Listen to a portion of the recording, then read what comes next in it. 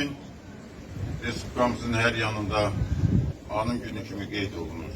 Bugün sonunda qalibiyyətlə nəticələnən 2-ci Qarabağ müharibəsinin 44 gün müddətində zəfər qazanmış ordumuzun müharibəmizin başlanğıc günüdür. 27 sentyabr Cənab Prezident Ali Başkomandan televiziya vasitəsilə xalqa müraciət elədi. Bildirdi ki, ermənilərin növbəti həmləsini dəf etmək üçün ordumuz əks hücuma keçib, artıq qısa müddətdə yağı düşmənin xeyli miqdarda silah sursatı artıq ələ keçirilibdir. Düşmən xeyli itkilər verib, ordumuz Ağdam, Sərsəng istiqamətində cəbhəni yarıbdır. Bu əlbəttə, bu çağırış müharibənin başlanğıcı idi. Bu çağırış bütün Azərbaycan xalqını səfərbər elədi. Artıq elan olundu ki, 2-ci Vətən müharibəsi başlanır. Bu əslində Vətən müharibəsi idi. Vətən müharibəsi o müharibədir ki, o ədalətli müharibədir. Vətən uğrunda, torpaq uğrunda aparılan müharibədir. 2-ci Vətən müharibəsi müharibə tarixinə yeni səhifələr yazılır. İlk dəfə olaraq ordumuz hər tarixində yeni müharibə modelini ortaya qoydu. Dronlar vasitəsilə və eyni zamanda ilk dəfə tətbiq olunan kamikaze dronlar xətti ilə və deməli insansız hava hücumuna keçə bilən hərbi sursatla təmin olunmuşdur. Ümumiyyətlə Azərbaycan tarixi həm də müharibələr tarixidir. Çünki torpağımız elə bir strateji nöqtədə yerləşib ki, zaman-zaman yağı düşmənin bu torpaqlara bu və digər formada istilaları olubdur. Və hər zamanda Azərbaycan oğlu, Azərbaycan əskəri sözün həqiqi mənasında şücaət göstəriblər. Cənab Prezident və hörmətli Mehriban xanım paylaşım edib, bugün paylaşım edib və həmən paylaşımda göstərilir ki, bugün anım günüdür. Bugün müzəffər ordumuzun qalibiyyətlə başa çatdırdığı 44 günlük müharibənin başlandığı gündür. Cənab Prezident öz paylaşımında qeyd edir ki, təbii güclü əskər, güclü texnika ola bilər, hərbi sursat ola bilər, çox vacib strateji xəttlər ola bilər, amma müharibəni aparan əskərdir, zabitdir. Və sonda qələbə bayrağını torpağımıza sancan təbii ki, əskərdir. Bax, bu müharibə sözün həqiqi mənasında Azərbaycan gəncliyinin nə qədər vətənpərvər olmasını ortaya qoydu. Bilirsiniz ki, 30 il idi müharibə davam olunurdu və bu müddət ərzində ayrı-ayrı zamanlarda bütün sülh çağrışlarına baxmayaraq, aparılan danışıqlara baxmayaraq, beynəlxalq belə də hüququnun tətbiq olunacağı və BMT-nin 4 qətnaməsinə baxmayaraq, yağı düşmən havadarlarına arxeyn olaraq qətiyyən müharibəni dayandırmadılar və getdikcə ekspansiya siyasətini davam elətdirirdilər. Hətta çox böyük, belə deyək, dırnaqarası arzuları gözlərində qaldı, arzularla yaşayırdılar. Hətta kürə qədər Azərbaycan torpaqlarını yığlaq və Gəncəyə deməli son dayanacaqlar olmağını deyirdilər və təbii ki, arda torpaqlarımız işğal olunurdu. Bu əlbəttə ki, çox böyük bir ədalətsiz idi. 20-21-ci əsrlərin ən böyük, belə deyək, ədalətsizliyi idi. O göstərdi ki, bu müharibə, o ekspansiya göstərdi ki, beynəlxalq hüquq işləmir, beynəlxalq hüquqi resurslar tükənibdir, kim güclüdür, o haqlıdır, dövrü gəlib çatıbdır. Bütün bunları nəzərə alaraq artıq ordumuz əks hücuma keçdi. Bu müharibənin, bu qalibiyyətin əsası Ulu Öndər tərəfindən qoyulmuşdur. Əgər xatırlayırsa, Ulu Öndər hakimiyyətə gəldikdən bir qədər sonra atəşkəsi qazandı. Bu atəşkəs ordumuzu qurumaq üçün bizə nəfəslik verdi və ardıcıl şəkildə həm Ulu Öndər zamanında, həm də möhtərəm Cənab Prezident zamanında ordumuz gücləndi. Ordumuz yeni texniki taktika, strategiyaya yiyələndi və silahlı qüvvələrimiz ən müasir texnika ilə silahlandırıldı. Və Cənab Prezident həmişə bütün çıxışlarında, bütün görüşlərdə deyildi ki, biz istəmirik, alternativ bizim imkanlarımız var, amma biz istəyirik sülh yolundan, qan tökülməsin. Yağı düşmən nahiyyət etibarilə son nəticədə o 27 sentyabr gətirib yetişdirdi.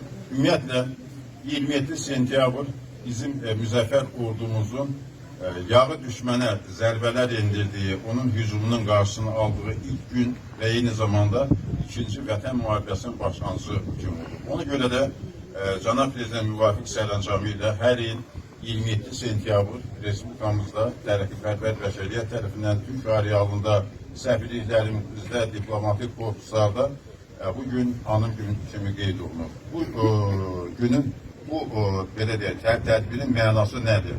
Bu tədbirin əsas qayəsi, mayası odur ki, biz şəhidlərimizi heç vaxt yaddan çıxartmayacağıq. O, deməli, tökülən qanlar heç vaxtı yerdə qalmayacaqdır və eyni zamanda bizim şəhidlik ve məkanımız həmişə yad olunacaqdır. Şəhidlər xiyabanlarımız, şəhid qəbirlərimiz həmişə yad olunacaqdır. Və əziz həmvətənlər, biləsiniz ki, Azərbaycan tarixində ayrı-ayrı dönəmlərdə müxtəlif müharibələr olmuşdur. Amma bu qədər açıq şəkildə ordumuzun səfərbər olması, torpaqlarımızın geri qaytarılması və gündən-günə hər gün qələbə xəbərini eşidəcəyimiz ən böyük, deməli 44 gün hər saatı, hər dəqiqəsi bizim yaddaşımızda qalan ən böyük tariximizdir. Tariximizin qızıl səhifələridir. Əziz həmvətənlər, həmən vaxtı hamımızın gözü qarşısındadır. Bütün Azərbaycanda uşaqdan böyüyə qədər hamı əskər idi, hamı Cənab Prezidentin tapşırığını gözləyirdi. Yerdə, arxa cəbhədə olan insanlarımız fədakar insanlar idi.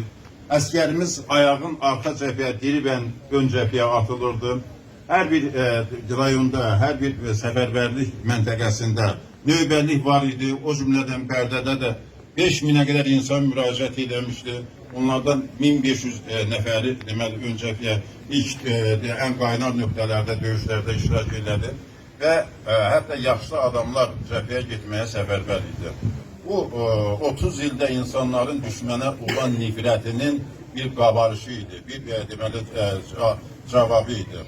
Və həmən müharibə dövrü başlanğıcından tutmuş axıra qədər biz itkilər də verdik, ayrı-ayrı yerlərdə texnikada itirdik, deməli səngərə də girdik, səngərdən də çıxdıq, amma bir addım geri çəkilmədik.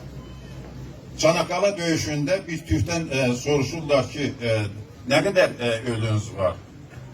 Orada deyirlər ki, bizim yaralımız da oldu, itkimiz de oldu, şəhidimiz de oldu, amma ölümümüz olmadı. Sözün həqiqi mənasında bugün Türklüğün bir parçası, Türk dünyasının bir parçası olan Azərbaycan Türkündə də bir nəfər də olsun ölü olmadı. Onların heç biri ölü deyil. Onların hər biri qəhrəmandır, hər biri şəhiddir. Azərbaycanın şəhidlik səhifələrinə, şəhidlik qızıl kitabına qızıl hərflərlə yazılan insanlardır.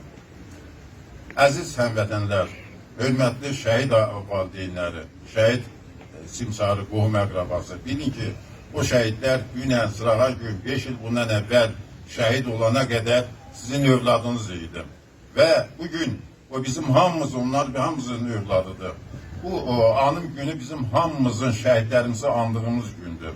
Və o insanlar Azərbaycanın hər tarixinə öz qəhrəmanlıqları ilə, öz şücaətləri ilə yeni səhifələr yazmışdır. Əskərini heç vaxtı deməli ön cəbhədə tərk edib, döyüş meydanında tərk edib getmirlər. Özü yaralı ola, özündən ağır yaralını çiyninə, kürəyinə alıb cəbhə ön cəbhədən çıxarır. Bax, bu Azərbaycan əskərinin, Azərbaycan ordusunun şücaətidir. Bugün şəhidlərimiz də, qazilərimiz də, müharibədə iştirak edən veteranlarımız da bizim qızıl fondumuzdur. Zaman-zaman Azərbaycan dövlətinə bu və digər formada təhdidlər də olacaqdır. Çünki dünya müharibələr tarixidir.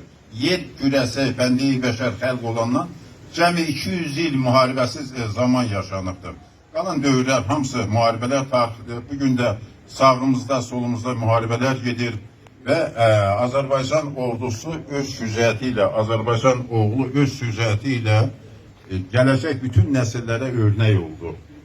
Və şəhidlik zirvəsinə yüksəlişi ilə bizim sözün həqiqi mənasında şəhidlik tariximizə dediyimiz kimi yeni səhifələr yazdı. Eyni zamanda antiterror əməliyyatları dövründə ordumuz yenə də böyük qəhrəmanlıq göstərdi. tarixdə ilk dəfə olaraq və sözün həqiqi mənasında torpaqlarımız suverenliyin qazandı. Azadlıq ayrı şeydir. Torpaqların belə deyək, ateşkəs olması və s. ayrı şeydir. Amma suverenlik bütün torpaqlar son qarışına qədər azad olunandan sonra o ölkə suveren hesab olunur.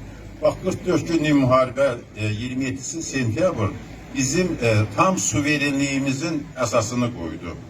Bu tarix başlanğıcdır. Həmişə adətən belə deyək, o başlanğıc xeyirli də ola bilir, kəşməkeşli də ola bilir və s. də ola bilir. Biz bu tarixlə fəxr edirik. Biz bu tarixi təkcə matəm kimi, təkcə anım kimi qeyd eləmirik. Eyni zamanda bu tarixi qəhrəmanlıq səlnaməmizin başlanğıcı kimi qeyd edirik.